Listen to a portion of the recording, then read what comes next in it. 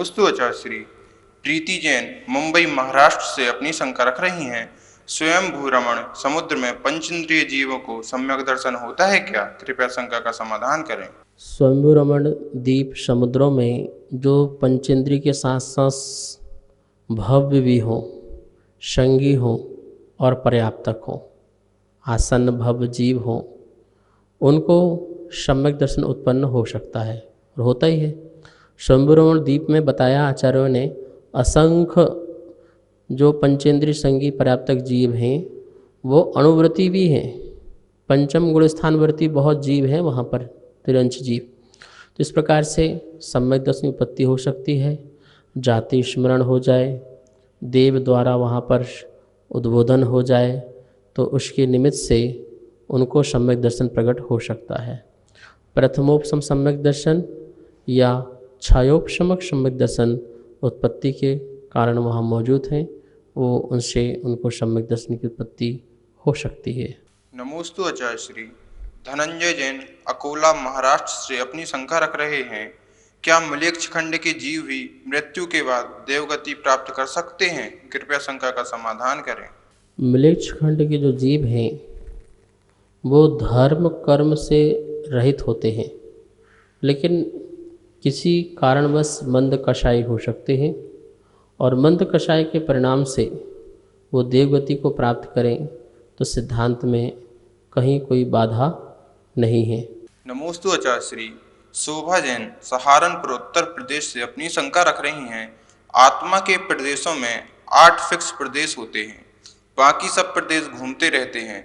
जैसे कि पंखे के बीच का लट्टू फिक्स होता है और चारों तरफ पंखुड़ियां घूमती रहती हैं, ऐसा क्यों होता है? कृपया शंका का समाधान करें। आत्मा के जो 8 प्रदेश हैं वो अचल प्रदेश कहलाते हैं। महानुभाव यदि वो चल प्रदेश हो जाए तो जीव जो है बहुत बेचैन हो जाए, उससे कभी मुक्ति की प्राप्ति भी नहीं होगी। थोड़ा बहुत जो आप शांति से बैठ जाते हैं, प्रवचन में चुपचाप बैठ जाते हैं, ध्यान में बैठ जाते हैं, तो ये आपके 8 प्रदेश के कारण बैठते हैं।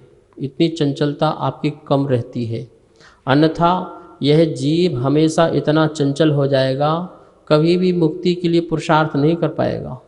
तो 8 प्रदेश इसलिए सदा स्थिर रहते हैं। अब बाकी जितने प्रदेश हैं अब उनको अचल करना है, स्थिर करना है, तो उसके लिए सामायिक, प्रतिक्रमण, कायसर्ग, ध्यान, स्वाध्याय, ये सब उनकी विधियां हैं। उनके पालन करने से सारे प्रदेश भी क्या हो जाते हैं? स्थिर हो जाते हैं। अब रही बात जो प्रदेशों का भागना घूमना, ऐसा क्यों होता है? यदि ना हो तो उसका आत्मा का संकोच और विस्तार गुण नहीं बन सकता है। ये घूमते हैं, एक दूसरे में समा जाते हैं, फिर फैल जाते हैं, इसलिए आत्मा का संकोच और विस्तार गुण बन जाता है। जब जीव शरीर में जाता है, छोटा शरीर होता है, फिर शरीर बड़ा होते जाता है, तो शरीर के संकोच और विस्तार होने के कारण आत्मा भी संकोच और विस्तार होती है। तो आत्मा के जो प्रदेश हैं वो भी फिर क्या होते हैं? फैलते हैं, निकलते हैं, और उस कारण यह आत्मा के प्रदेश जो हैं चंचल हैं, चलायमान हैं। ठीक है ना? इस कारण आत्मा के प्रदेश जो 8 स्थिर हैं और बाकी सभी प्रदेश जो हैं चलायमान हैं। नमोस्तु आचार्य श्री। प्रेमला जैन सरधना मेरठ उत्तर प्रदेश से अपनी शंका रख रही हैं। सुमेरु पर्वत के उत्तर की ओर कौन से पर्वत भूमि आदि हैं? कृपया शंका का समाधान करें। तत्वार सूत्र का 3रा अध्याय आपको और भी ध्यानपूर्वक सुनना चाहिए।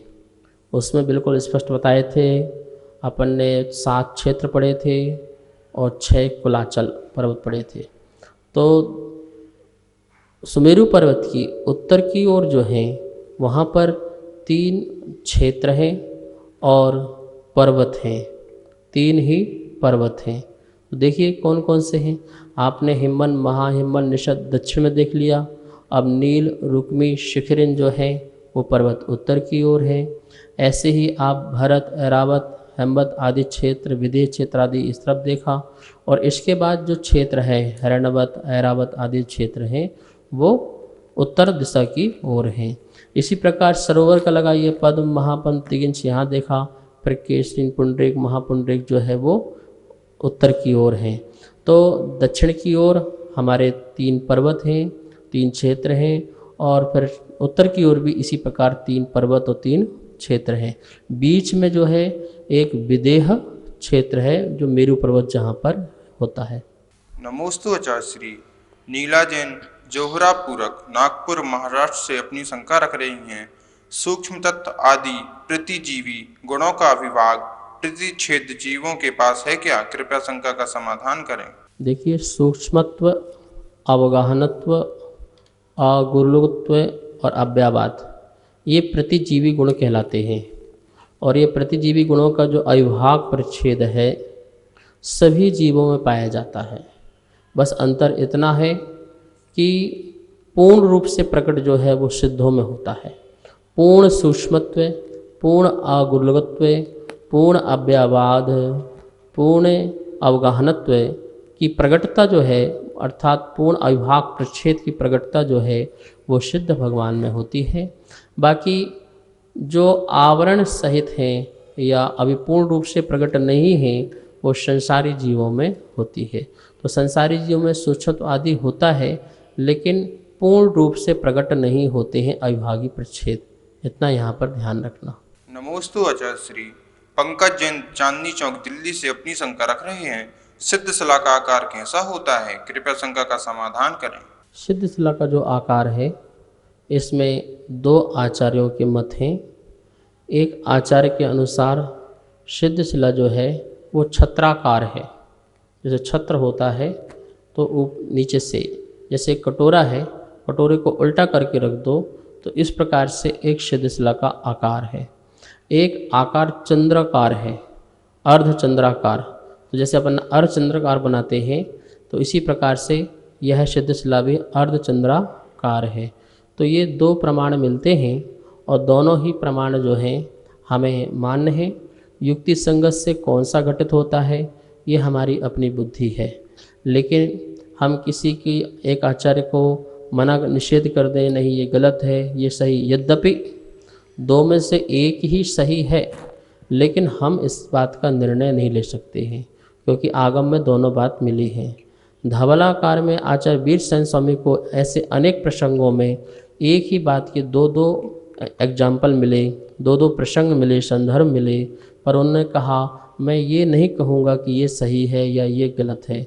दोनों का निर्णय जो है वो केवल ही ज्ञानी के द्वारा होगा, यह मान रखना। तो इस प्रकार से छत्राकार भी सिद्ध शिला का आकार मिलता है और अर्धचंद्राकार भी जो है सिद्धालय का आकार मिलता है। नमोस्तु आचार्य श्री। अरविंद फुसकेले भोपाल मध्य प्रदेश से अपनी शंका रख रहे हैं। देह को त्याग कर जीवात्मा को पुनः देह धारण करने पर कितना समय लगता है? कृपया शंका का समाधान करें। देखिए, एक जीव जब एक देह को छोड़ता है और दूसरी देह को धारण करने के लिए जाता है तो बीच की स्थिति उसकी विग्रह गति की होती है। और विग्रह गति में वो अधिक से अधिक कितने समय रह सकता है? तो 4 समय। मतलब 4 समय के पहले पहले यह जो जीव है कोई न कोई शरीर को धारण कर लेता है। समय काल की सबसे छोटी इकाई है, सबसे छोटी यूनिट है। काल की सबसे छोटी यूनिट समय है, इससे और छोटा कुछ नहीं होता। इस सेकेंड में भी असंख्यात समय हो गए समझ लो, तो कितना छोटा समय है। तो ऐसे 4 समय तक जीव कोई न कोई देह को धारण कर लेता है। वैसे यह चर्चा जो है दूसरे अध्याय तत्वाश्रुत में अपनी चली थी और वहाँ पर बहुत दिनों तक ये चर्चा चली थी और इसके अपन ने इसको सुना भी था। यदि आपको और भी समझना है तो पीछे की क्लास जो YouTube में दी होंगी तत्वाश्रुत की, आप भैया से ले लें और उसमें उसको और अच्छी तरह से सुने। सभी को सादर जय जिनेंद्र। हमारे पास तत्वाश्रुत के प्रथम अध्याय की पुस्तक छपकर आ चुकी है, जिसमें चित्रों और स्लाइडों के माध्यम से सरलीकरण करके अर्थ समझाया हुआ है, जो आचार्य श्री के श्रीमुख से समझाया गया है।